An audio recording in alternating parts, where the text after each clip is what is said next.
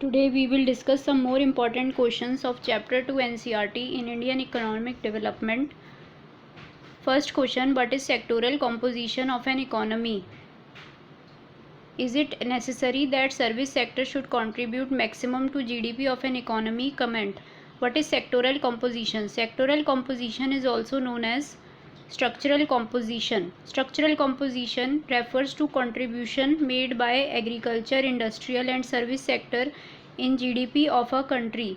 ये हमने पहले भी पढ़ा था कि जो GDP होता है उसमें कौन कौन सा सेक्टर कंट्रीब्यूट करता है, industrial, service and agriculture sector. तो इन तीनों सेक्टर का जो भी कंट्रीब्यूशन होता है GDP में उसको हम कहते हैं सेक्टोरल कंपोजिशन या फिर structural composition. Next is it necessary that the service sector should contribute maximum to GDP of an economy?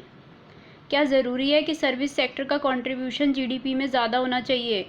No, it is not necessary that service sector contribute maximum to GDP. However, by 1990 share of service sector was maximum. ऐसा ज़रूरी नहीं है, no it is not necessary, लेकिन 1990 तक service sector का share maximum था 40.59%.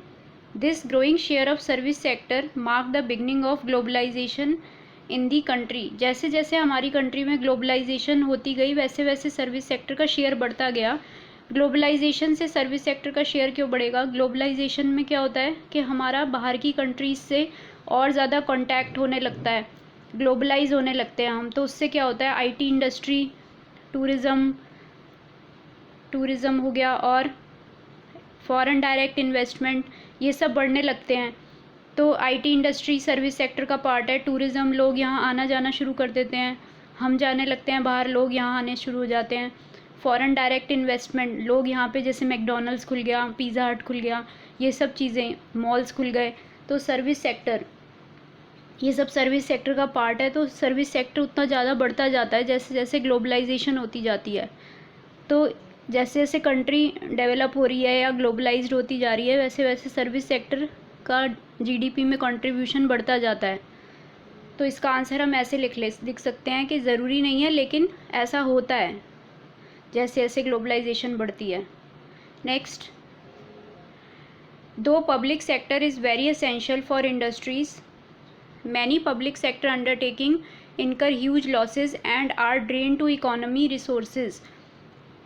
Public sector या government sector बहुत ज़रूरी है शुरुआत में जब डेवलपमेंट हो रही है कंट्री की, लेकिन काफ़ी गवर्नमेंट सेक्टर या public sector undertaking huge loss में जा रही हैं और एक कंट्री के लिए ड्रेन कर रही हैं कंट्री के रिसोर्सेज को, इकोनॉमी के रिसोर्सेज को.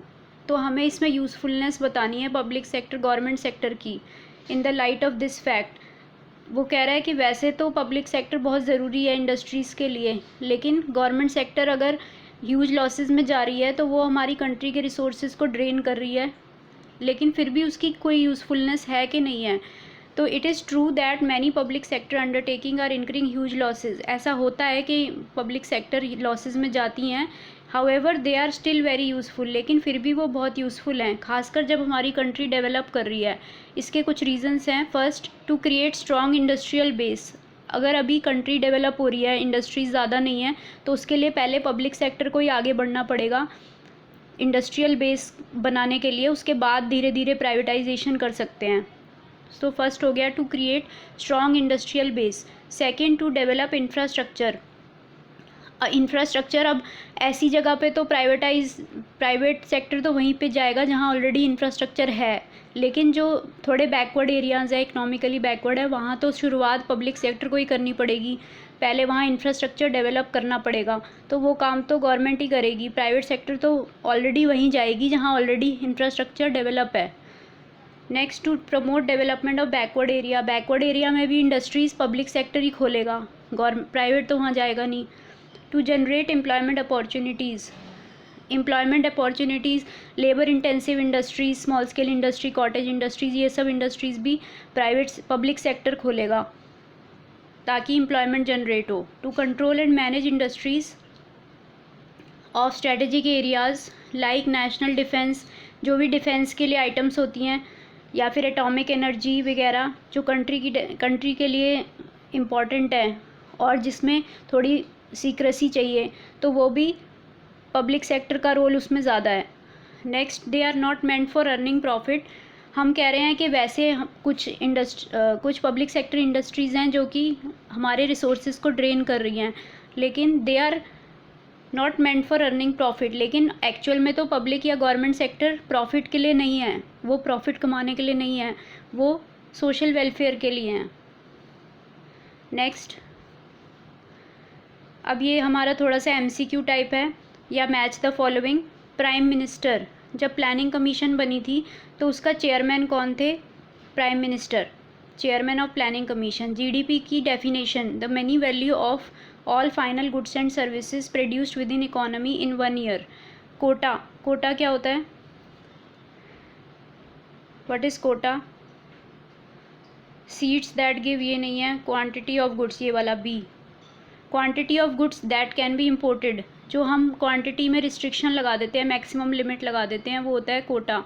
लैंड रिफॉर्म्स, लैंड रिफॉर्म्स, इसमें से लैंड रिफॉर्म्स कौन सा है? Improvement in the field of agriculture.